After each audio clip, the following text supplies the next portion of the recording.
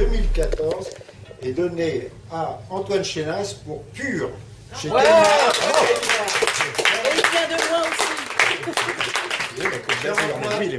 Alors, je précise que Antoine, on s'est expliqué tout à l'heure, fera partie de notre jury avec tous les droits et tous les devoirs pour l'an prochain. Donc, vous êtes déjà, d'ores et déjà, membre de notre jury. Ouais. Voilà. Bon courage. Oui, bon courage.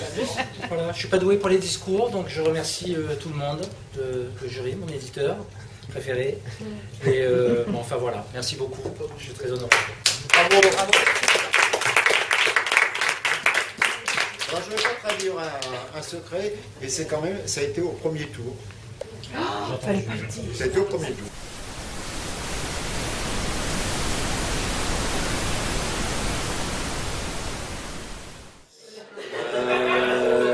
Moi, je serais tenté de répondre les deux en général. C'est à la fois une évolution, parce que ce conflit politique n'était pas au centre de mes préoccupations au début. Il était peut-être présent en filigrane, parce que finalement, on ne peut pas y échapper quand on aborde des thèmes assez généraux, même quand on aborde le thème du corps, de l'addiction. Dès qu'il y a des phénomènes de prise de pouvoir et d'assuétude, de toute façon, il y a une dimension politique. Mais par contre, effectivement, elle est devenue plus explicite avec le temps. Et elle s'est peut-être orientée petit à petit, elle a peut-être pris une dimension sociologique qui était pas là.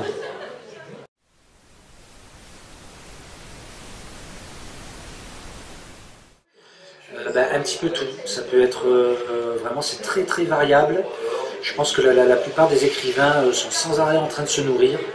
Donc ça peut être des photos, ça peut être un paysage, ça peut être une musique, ça peut être effectivement des films, d'autres romans, ça peut être des essais politiques,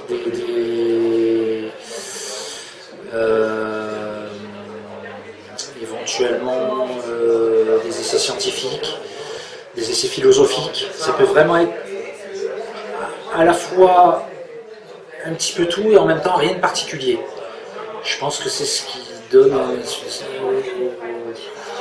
au roman une espèce qui leur permet d'être un petit peu dans l'air du temps sans vraiment le vouloir.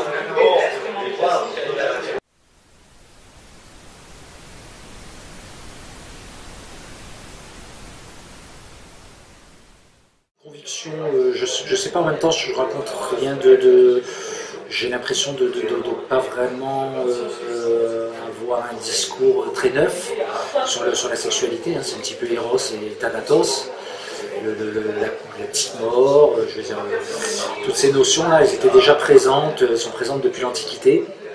Par contre, effectivement, je les mets en scène, peut-être de manière plus contemporaine, et en même temps peut-être parfois un petit peu plus radical. Mais je suis même pas persuadé que ça soit une conviction, c'est plus une constatation, à mon sens.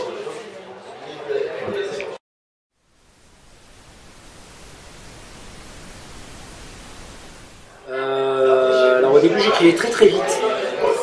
Par contre je mettais énormément de temps à retravailler, beaucoup de retravail derrière. Aujourd'hui, je fais des plans beaucoup plus détaillés et j'écris beaucoup plus lentement. Je pense que ce que j'ai gagné en contrôle et en maîtrise, je l'ai peut-être perdu en spontanéité, je sais pas. Donc ça donne effectivement peut-être des œuvres un petit peu plus distantes, un petit peu plus froides, mais où le propos est peut-être plus clair, à mon avis. J'espère en tout cas, à défaut de raconter quelque chose de neuf, le raconter d'une manière qui appartient qu'à moi.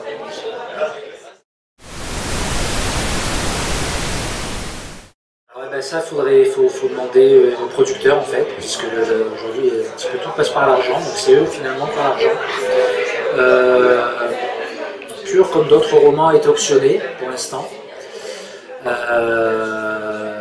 bon, 90% des œuvres optionnées ne sortent jamais, ça se concrétise jamais sous forme de film, que ce soit télévisuel ou cinématographique. Donc pour l'instant, voilà, il y a des gens